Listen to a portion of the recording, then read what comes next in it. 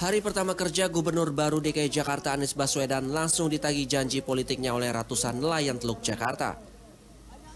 Dengan membentangkan spanduk dan poster bertuliskan tolak reklamasi, ratusan nelayan Teluk Jakarta ini berdemo di depan kantor Gubernur DKI Jakarta.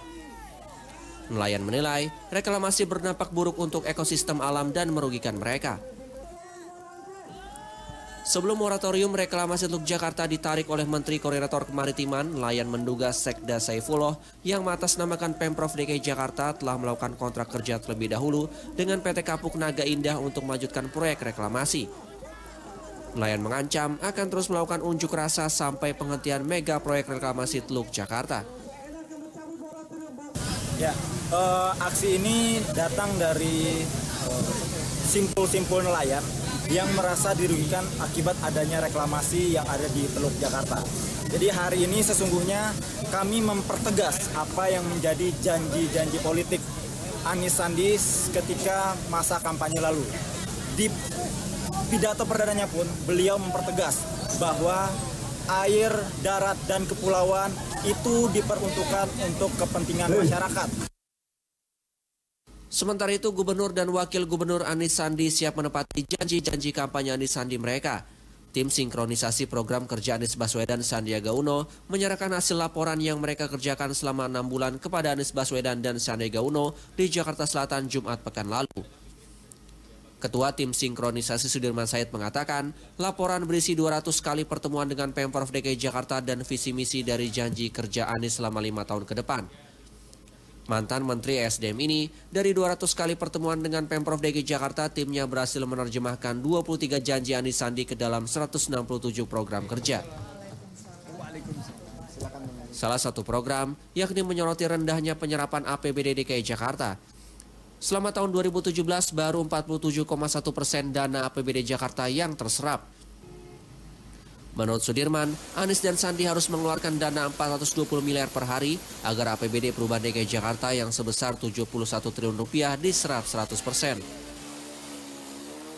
Menjabarkan visi misinya Pak Anies dan Pak Sandi supaya masuk ke dalam program kerja baik yang sangat pendek di tahun 2017, 18 maupun yang lebih panjang yaitu selama 5 tahun ke depan. Nomor 1, meyakinkan supaya sisa waktu 2017 serapan APBD itu berjalan semaksimal mungkin. Hari ini baru sampai pada 47,1% serapan. Sisanya tinggal 2,5 bulan. Dan itu artinya setiap hari kalau mau mencapai target harus spend 425 miliar. Sesuatu yang sangat menantang. Gubernur DKI Jakarta yang baru Anies Baswedan mengatakan pembentukan tim sinkronisasi merupakan keseriusan untuk menepati janji-janji kampanyenya. Menurut Anies, laporan tim sinkronisasi akan menjadi modal awal dalam melakukan transisi di jajaran Pemprov DKI Jakarta. Dan kali ini saya dan Bang Sandi merasa bersyukur karena tim sinkronisasi sudah memberikan bekal 100 pertemuan, 18 kali interaksi dengan 18 kali. Bayangkan, itu semua dikerjakan sebelum bertugas. Yang sering terjadi adalah sudah bertugas baru mulai melakukan proses transisi. Jadi kita merasa bersyukur dan didokumentasikan semuanya di sini yang mudah-mudahan niatan kami semua kita berharap ini adalah bekal untuk kami di Jakarta. Tapi satu saat ini akan bisa dibuka untuk bisa dipakai pada siapapun dan transisi pemerintahan dimanapun. Anies Baswedan dan Sandiaga Uno menjanjikan 23 perbaikan bagi warga Jakarta. Namun ada satu janji yang paling ditunggu nelayan Teluk Jakarta, yakni janji menghentikan proyek reklamasi. Tim Liputan, Syak TV. Ya pemirsa, masih sanggupkah ini ya Anies Sandi mewujudkan janji kampanyenya untuk menolak proyek reklamasi? Mengingat menjelang Anies Sandi dilantik, Menko Kemaritiman justru mencabut moratorium. Itu artinya sudah tidak ada alasan lagi ya, sudah tidak ada hambatan lagi proyek reklamasi ini untuk dilanjutkan pembangunannya. Dan kita akan membahasnya dalam Saling Silang malam ini bersama narasumber yang sudah hadir. Ini ada Pak Marco Kusumawijaya, mantan anggota tim sinkronisasi Anies Sandi. Selamat malam Pak Marco. Selamat malam, Rama. Iya, ada juga Pak Mustaqim Dahlan, Direktur Walhi Jakarta. Selamat malam. Daerah Walhi Jakarta. Walhi Daerah Jakarta. Dewan Daerah. Dewan Daerah, baik. Selamat malam Pak Mustaqim ya. Selamat malam, salam adil dan lestari. Ya, dan kemudian ada Pak Ridwan Jamaluddin, Deputi Kemenko Maritim. Selamat malam. Iya, ada juga Pak Firdaus Ali, ahli tata air, staf khusus Menteri PUPR. Selamat malam. Selamat malam, Rahma. Iya, saya tentunya ke Pak Marco dulu nih ya. Kondisinya sudah seperti ini Pak ya, bahwa moratorium sudah dicabut sebelum dilantik Anies Sandinya, dan itu artinya kewenangan sebenarnya sudah untuk perluasan daerah, dikatakan bahwa ini sebenarnya kewenangan pusat. Nah ini apa yang bisa dilakukan oleh Anies Sandi ya untuk mewujudkan janji kampanyenya menolak proyek reklamasi? Saya rasa di mana-mana tidak ada yang namanya wewenang sepenuhnya pemerintah pusat ya. Sistem kita itu mengenal pembagian tugas antara pusat dan daerah. Kalau tata cara reklamasi itu kan diatur, harus ada rekomendasi dari berbagai kementerian pusat. Tapi kan izin pelaksanaan ada di gubernur, karena dia yang mempunyai teritorial.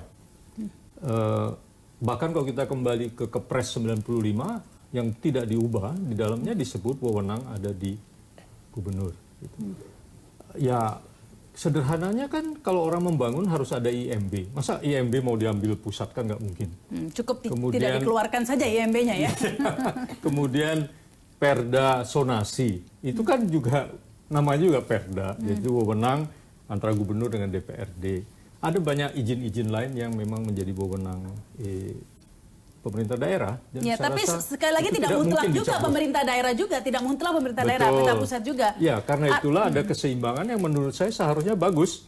Jadi pemerintah pusat harus memberikan rekomendasi atau tidak secara sektoral, secara lingkungan hidup, secara kelautan dan lain sebagainya. Jadi memang harusnya. Nah ini kalau bertentangan pusat dan Pemprov bagaimana? Ya, mereka harus mencari solusinya menurut saya. Mengapa kok sampai berbeda? Lah, mengapa sampai berbeda kan ada argumen-argumennya. Ya argumen-argumennya itu diadu dong, gitu.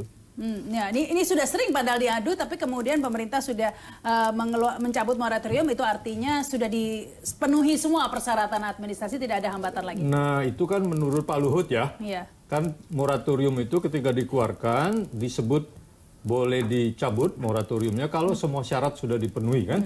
Sekarang kan semua masyarakat tahu bahwa belum ada perda sonasi. Jadi artinya belum dipenuhi syarat sebetulnya. Iya, kalau menurut Anda Pak Firdaus Ali ini langsung saja. Apa yang tadi ke saya? Iya, kata Pak Mustaqim, Pak Marco tadi bahwa ya sudah kalau ada perbedaan pusat dan Pemprov, kita adu argumentasi saja begitu. Saya pikir nggak perlu adu argumentasi. Kita cari azas manfaatnya. Ya, azas manfaatnya begini, kalau kita butuh ruang space baru dan kita sepertinya tidak punya pilihan lagi di darat, ya, dan kita memang menggunakan space yang ada di laut. Kalau ada masalah, misalkan masalah hukum, selesaikan masalah hukumnya. Kalau ada masalah terkait dengan masalah lingkungan, selesaikan masalah lingkungannya. Kalau ada masalah terkait dengan masalah teknisnya, kita selesaikan. Kita membutuhkan space baru, tidak ada pilihan lain selain tidak ada ruang lagi di darat, itu dari mana Pak? Loh, memang nggak ada, kan bisa minta ke Bekasi nggak? 100 km persegi, minta ke Tangerang 100 km persegi, nggak ada. Ya. Jadi saya kasih ilustrasi, Rahma ya. Ini kita bicara tentang membandingkan ruang dengan beban populasi yang ada. Singapura luasnya 762 km persegi. 752 km persegi. Penduduknya cuma 4,8 juta jiwa. Tidak heran ruang terbuka hijaunya di atas 48%. Ya. Jakarta 662 km persegi. Ruang terbuka hijaunya struggle untuk mencapai 14%, nggak bisa kita. Penduduknya di atas 12,5 juta jiwa realnya. Ya, kepadatan penduduk sangat tinggi ya Pak? Sangat tinggi sekali. Nah, apakah reklamasi solusinya? Loh, saya katakan, kalau punya pilihan lain nggak? Saya tanya sekarang. Ya, kita bukan bicara hari ini loh, Rahma, kita bicara jangka panjang. Ya. Kalau kita mereklamasi hari ini, kan kita memikirkan tidak hanya untuk besok atau lusa, tapi kita mikirkan jangka panjang ke depan sana. Ya. Makanya saya mengatakan bahwa kalau kita berpikir jangka pendek sempit sekali, seakan-akan 5 tahun, 10 tahun ke depan itu kayaknya dunia ini sempit sekali. Enggak.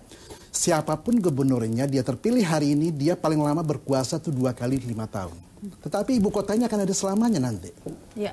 Dan siapapun juga gubernurnya akan datang.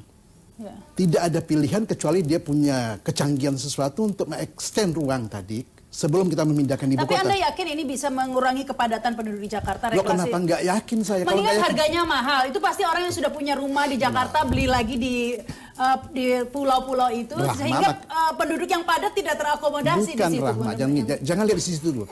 Ada masalah kepadatan, kemudian ada masalah harga tadi mahal kan. Saya katakan dari sisi mahal, kalau saya disuruh bertanya, apakah yang tinggal di sana orang menengah ke bawah atau orang kaya? Kalau saya boleh memilih orang kaya, kalau bisa Bill Gates tinggal di sana. Kenapa? Pajak yang dia bayarkan berapa besarnya? Itu yang kemudian untuk digunakan. Kita bilang kaya atau miskin ini relevansinya dengan kepadatan penduduk. Kan yang padat kebanyakan menengah ke bawah ya Pak ya, tumpuk-tumpuk. Tapi dengan reklamasi ini tidak menyelesaikan yang menengah ke bawah karena harganya mahal. Jangan bilang nggak menyelesaikan. Belum tentu menyelesaikan. Makanya saya katakan ruang yang ada tadi kita eksternal, lalu kemudian kita tata kemudian perumahan tadi. Untuk menata itu kan kita butuh duit, butuh uang. Kan? Kecuali kemudian fiskal kita tidak ada masalah. Jadi sering melihat persoalan tadi itu lihatnya cuma di kacamata sempit. Makanya kemudian ketika ditanya ke saya, bagaimana janji Anies dengan Sandi? Enggak ada masalah, janji politik. Banyak juga orang janji politik. Kan saya katakan, maksimumkan apa yang bisa dikerjakan dari janji tadi. Tapi kalau ada hal yang kemudian beyond kapasitasnya, dia lepaskan. Jadi biar saja janji itu ya, janji tinggal janji. Ya bukan tinggal janji, tapi banyak janji yang kemudian siapapun berjanji juga ya. Rahma juga berjanji dengan siapa juga kan nggak sepenuhnya dipenuhi kan. Sudah biasa juga kok Pak janji nggak dipenuhi, kita sudah terbiasa.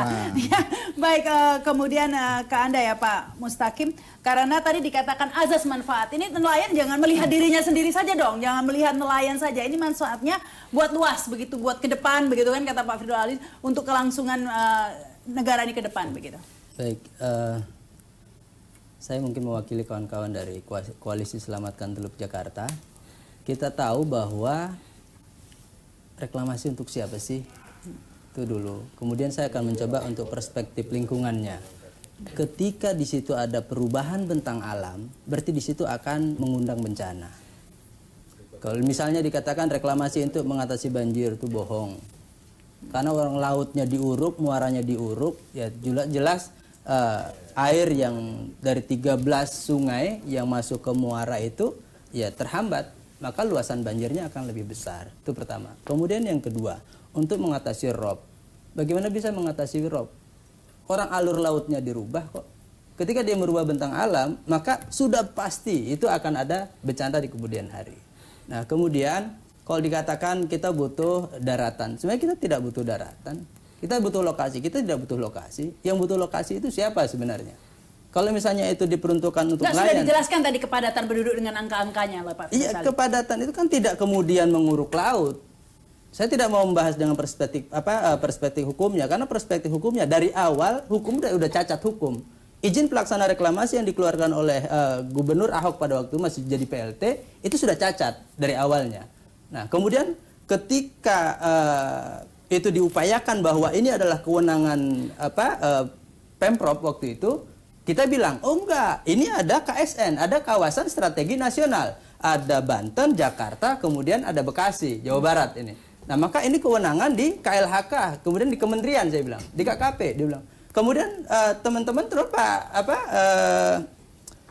Pak Firdaus bilang, saya masih ingat waktu itu di Cikini bilang, enggak, ini kewenangan pusat, ini kewenangan gubernur katanya. Gubernur yang punya kewenangan ini. Padahal izin prinsipnya baru mulai diperpanjang, izin lingkungannya belum keluar, AMDAL-nya belum ada, kemudian perda zonasinya tidak ada, tapi tiba-tiba keluar izin pelaksana reklamasi. Nah, ini kan catat. Kemudian kami menggugat ini ke PT UN dan PT UN menerima gugatan nelayan ini. Ketika ini diterima, itu artinya apa yang dikeluarkan itu adalah salah. Nah, lantas mengapa ini ya Menko Maritim kemudian mencabut moratoriumnya ya? Kita akan membahasnya nanti pemirsa setelah pesan-pesan berikut ini.